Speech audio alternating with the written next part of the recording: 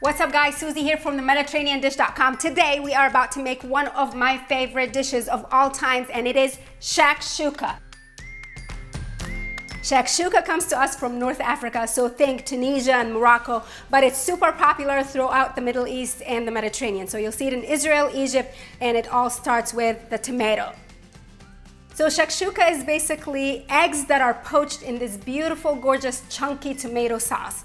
And you guys will just be blown away by how easy it is to make. First, we're starting with the tomatoes. And for this, if you have some that are kind of softened, that's what you want to use for shakshuka. Since these are too soft here, I'm going to cut them a certain way so they're not super messy. So all I need to do is just find a way to chop my super ripe tomatoes into, real small dice or whatever. It doesn't really matter.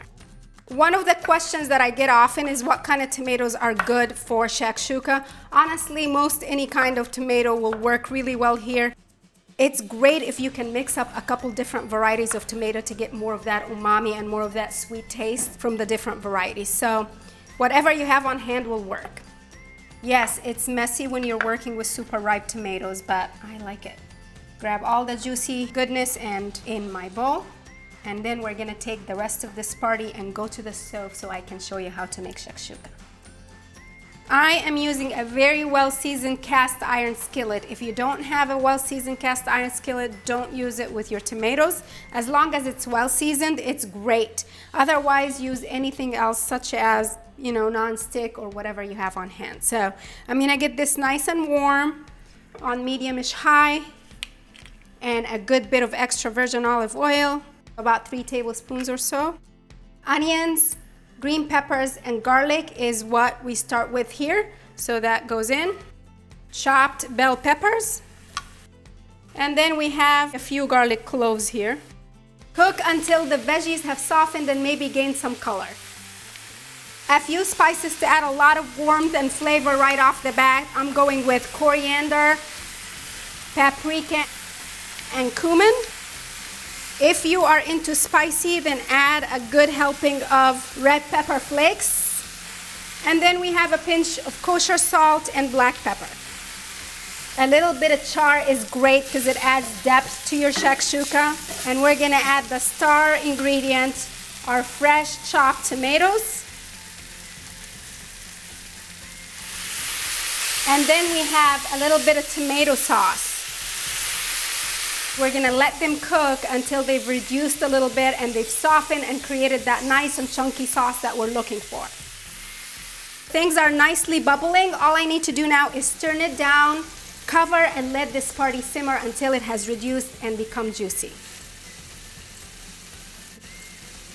Things have been happily simmering, so let's take a quick look. You see that everything is softened into this beautiful chunky sauce. Now I'm gonna leave it uncovered for a few minutes to help the liquid reduce just a little bit.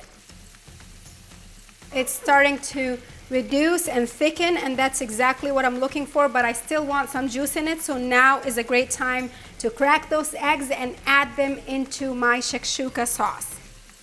So just use the back of your spoon and kind of push down on it to make a little bit of room for your egg. And we're gonna crack our first egg. Are you ready? Into this well that we've created. This will take a good amount of eggs, so 6 of them. We're gonna cover this baby up one more time to let the egg yolks settle.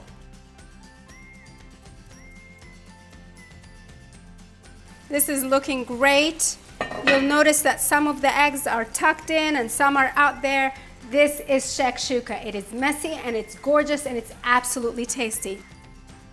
I love it. We have just a few finishing touches. If you like it spicy, add just a sprinkle of crushed red pepper flakes.